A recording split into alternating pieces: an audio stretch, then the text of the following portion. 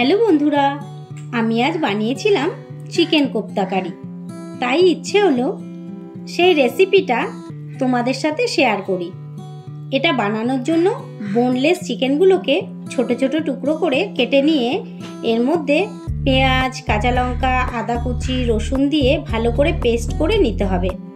এরপর একটি পাত্রে এই পেস্টটি নিয়ে তার মধ্যে জিরে গুঁড়ো, লঙ্কা গুঁড়ো, হলুদ, নুন, চিনি, কাশ্মীরি লঙ্কার গুঁড়ো, বেসন দিয়ে ভালো করে মেখে নিতে হবে।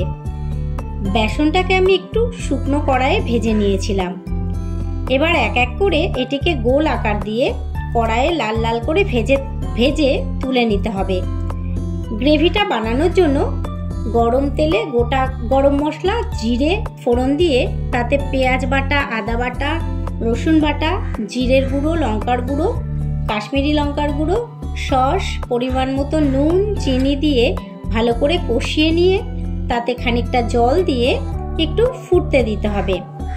এরপর ভেজে নেওয়া কোপ্তাগুলোকে একে একে ছেড়ে দিতে হবে। আমি আলু ভেজে দিয়েছিলাম, তোমরা চাইলে নাও দিতে পারো। এরপর গ্রেভিটা একটু গাঢ় হলে এটিকে নামিয়ে নিলেই চিকেন কোপ্তা কারি রেডি।